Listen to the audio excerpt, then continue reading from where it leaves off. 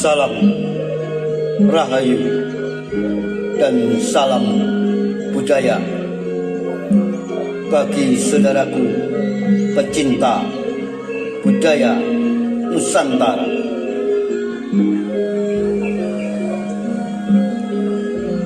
Mari kita simak dan nikmati kembali lanjutan kisah legenda Penangsang dalam Kidung Tahta Asmara, karya Nasirun Purwokarto, yang telah memasuki episode ke-32 dengan judul Melawan Ular.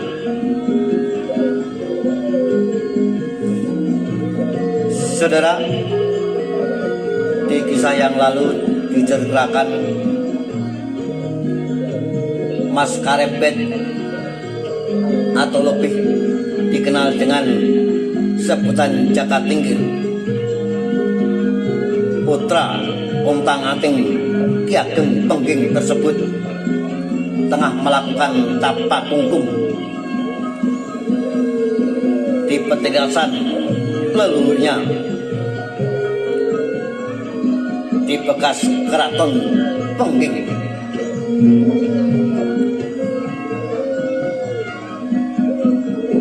Mas Karepet mempunyai cita-cita dan harapan bisa mewujudkan harapannya untuk mengembalikan kejayaan Pengging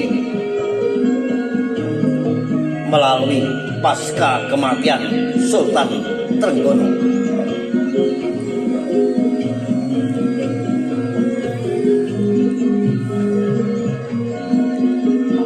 Mas Karepet tersenyum membenarkan ucapan penasehatnya yang tak lain dan tak bukan adalah Ki Juru Marta. Sebagai menantu Sultan Trenggono, hanya dialah yang telah berada di Kasultanan setelah mangkatnya sang mertua, sebab Pangeran Madipandan, menantu yang menikahi anak sulung Sultan Trenggono, telah kembali menetap di Wonosobo mengurusi pesantren kecil peninggalan Ki Ageng Wonosobo, ayah Pangeran Madipandan. Sementara Pangeran Hadiri, menantu yang menikahi Retno Kencono atau Ratu Kalinyamat pun telah kembali ke Jepara dan tengah disibukkan oleh pekerjaan mempersiapkan kapal-kapal perangnya.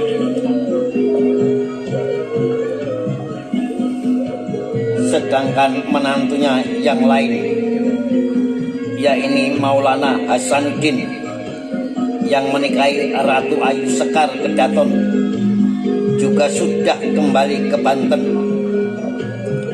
Hasanuddin tengah sibuk dengan persiapan menyerbu Malaka bersama Pangeran Hadiri dan Sunan Gunung Jati. Jadi hanya dia dan Pangeran Timurlah yang selalu berada di Kasultanan Demak. Keduanya lah yang selalu mewakili Sultan, karena Raden Bagus Mukmin atau Sunan Prawoto sejak penetapannya sebagai Sultan tak pernah berada di Demak Bintoro. Dan kesempatan itulah yang tengah dimanfaatkan Ki Juru Martani yang melihat peluang yang sangat besar dengan Mas Karepet tetap berada di Kasultanan Demak.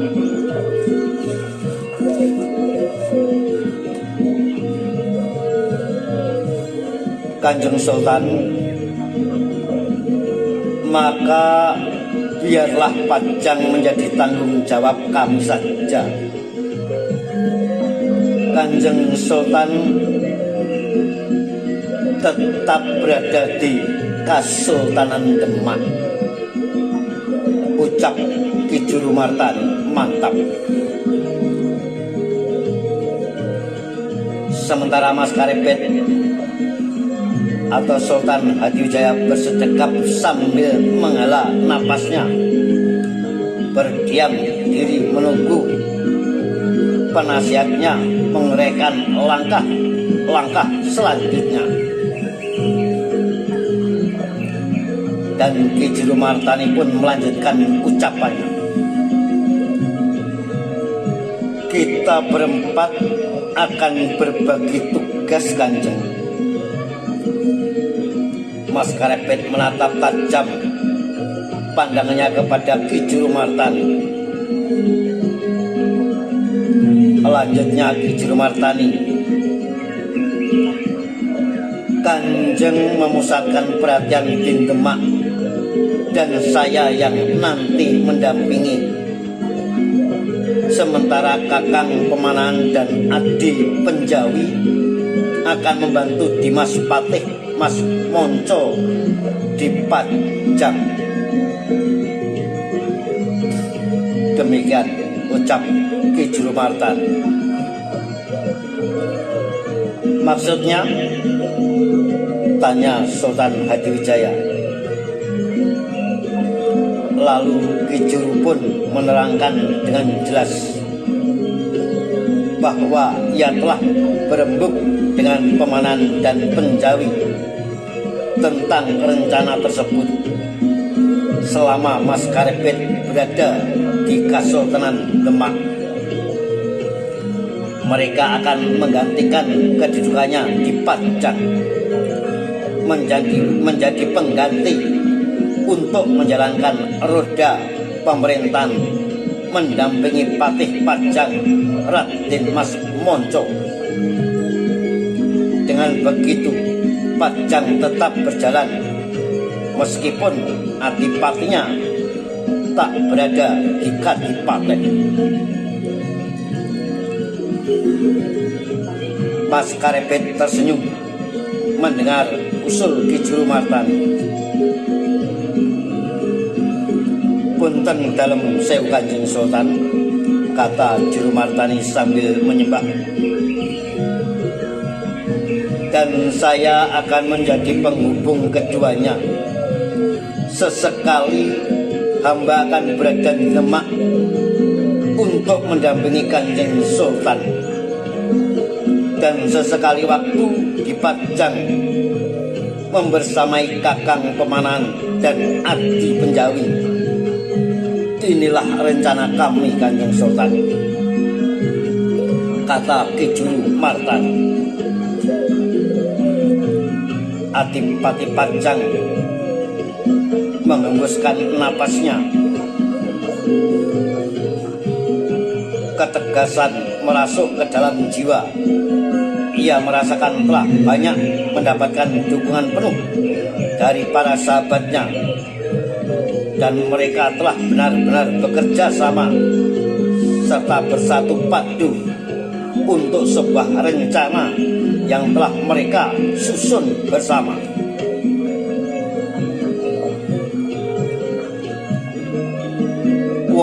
Juru Martani, kejayaan Pengging akan segera terwujud. Eyang Handayaningrat kembali. Adipati Pajang itu menyebut nama leluhurnya, dan senyum kembali menyungging dari bibirnya. Dalam dinginnya air telaga yang telah menenggelamkan dada, ia pun mencoba membuka mata. Telah semalaman ia berendam dalam telaga, dan telah tiba waktunya untuk pulang ke Pajang, karena sebentar lagi fajar akan segera datang.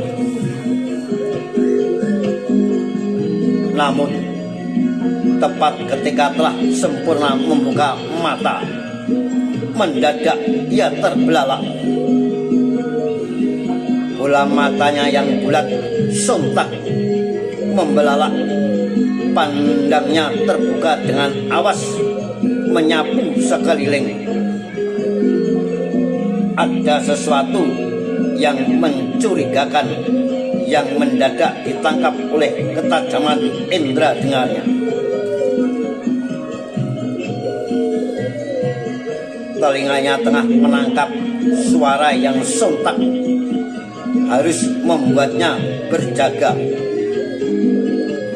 Suara bisik yang lirih tetapi sangat mengganggu gendang pendengarannya. Matanya pun ditajamkan mencari sumber suara yang mendesis. Adipati Pajang itu pun membuka lebar matanya, makin menajamkan tatapannya, mengawaskan pandangannya. Ia melihat seekor ular tengah datang menghampirinya, berenang di antara guguran daun beringin yang mengambang di permukaan kolam. Getar-getar air lirih tersibak kibasan badan binatang melata yang tengah mengegolkan seluruh badannya. Dari kepala hingga ekornya gerakan yang lambat tetapi telah membuat riak kecil menggelombang hingga ke seluruh genangan telaga. Juluran lidah serta sorot matanya sangat tajam menatap lelaki yang tengah berendam telanjang di tengahnya. Lelaki yang tengah berendam pun balik mengawasi dengan tajam. Sancawelang, desisnya pelan mengenali ular yang tengah berenang. Lalu dengan gerakan yang sangat cepat, tangan kanan lelaki itu bertutur dan terulur ke depan. Dan tepat ketika jari telunjuk dan jari tengah berpadu, keduanya berhasil menjepit leher ular itu dengan kekuatan yang terlatih.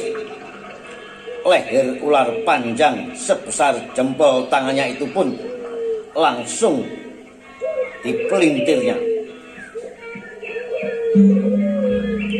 Lidahnya yang bercabang mendesis-desis dengan mulut yang terus terbuka, memamerkan giginya yang runcing bercahaya, seakan ingin menyemburkan bisa sebagai bentuk perlawanannya.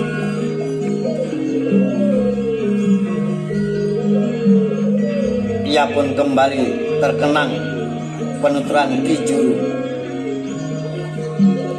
Lawan tak ubahnya ular berbisa kaca.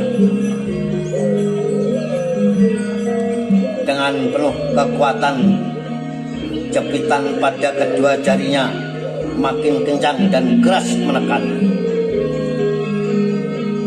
Jepitan dua jari, tetapi kekuatannya bagai dua besi yang mampu meremukkan tulang itu terbukti dengan gerakan yang langsung membuat badan sang ular melingkar, mengikat kencang pergelangan tangannya sebagai perlawanan dari binatang melata tersebut. Ucapan Ki Juru kembali terngiang dalam pendengarannya. Kekalahan Ayahanda Kanjeng Ki Ageng Pengging adalah sebuah kekalahan yang tak boleh kita ulang. Kesalahan yang menyebabkan kekalahan karena menjadikan lawan sebagai sasaran pukulan tanpa mempertimbangkan kekuatan yang dimiliki. Kita tidak bisa asal memukul dan tanpa mengetahui jarak antara musuh dan panjang lengan kita. Kita pun tak bisa memukul itu sia-sia belaka. Mas Karebet mendesis, memusatkan perhatian. Perlawanan sang ular membuat jepitannya makin dikeraskan dan puntiran penuh kekuatan.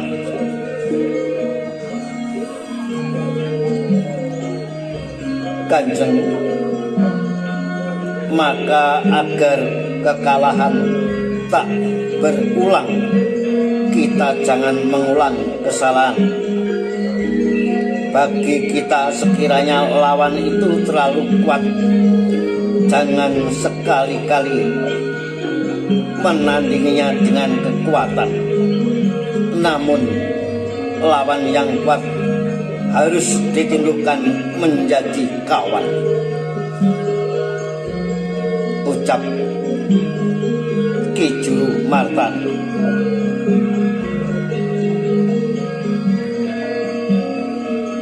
Ucapan yang diucapkan sambil kedua jarinya makin keras menjepit leher sang cawalang yang berada di tangan kanannya, dan kerasnya puntiran membuat kepala ular berkulit coklat itu pun berpiling kencang. Kemudian dengan perlahan belitan badan ular pun terlepas dari pergelangan tangannya. Tepat ketika leher sang ular telah patah oleh jepitan dua jari Mas Karebet, Adipati Pajang itu pun melihat ular yang telah tanpa daya, persis seperti ular yang telah kita ambil bisanya. Maka ia pun hanya menjadi seekor belut,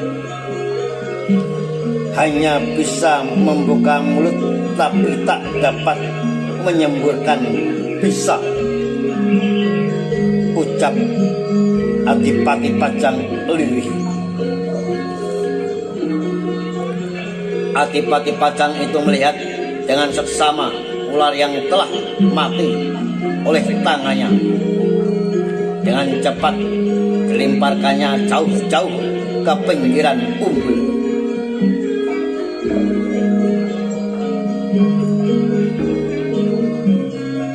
Kanjeng Sultan, dan Kudus adalah lawan yang kuat bagi rencana kita.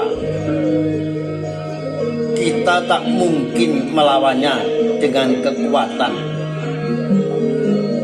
karena akan sangat merugikan, kata Ki Juru Martan. Mas Karebet terdiam mendengar penuturan penasihatnya tersebut. Adipati Pajang itu memang tengah mencemaskan keberadaan Sunan Kudus, sosok yang sangat berpengaruh di Kesultanan yang belum masuk dalam pengaruhnya. Orang yang ia khawatirkan telah mengetahui semua rencananya. Punten dalam sewu Kanjeng Sultan, kata Ki Juru Martan. Satu-satunya jalan adalah kita mendekat ke Kudus. untuk segera mengambil bisanya agar di kemudian hari tidak menggigit. Kita paham Kanjeng, ucap Ki Juru Martan. Mas Karepet menarik napas, kemudian melepaskannya. Embusan napas yang perlahan membuat genangan air di sekitar tubuhnya bergelombang, membentuk lingkaran air yang terus membesar dan menjadi gelombang di tengah genangan umbul yang tenang. Sementara air telaga terus menggenang hingga menyentuh telinganya. Bibirnya telah tenggelam dalam kedalaman umbul yang makin tinggi. Ia kemudian bangkit dari duduk bersilanya. Dengan sangat cepat kedua tangannya digerakkan ke depan dengan telapak terbuka. Lalu seperti sedang melepaskan tenaga dalam, ia pun berteriak dengan penuh kekuatan. Namun bagaimana caranya?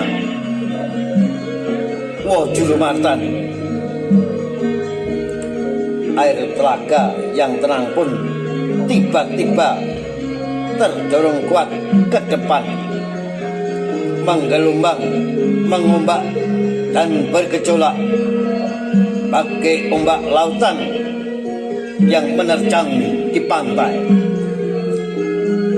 Nah, saudara, sampai berjumpa di kisah selanjutnya. Kisah Penangsang dalam Tahta Asmara. Salam Rayu, salam budaya. Sampai jumpa.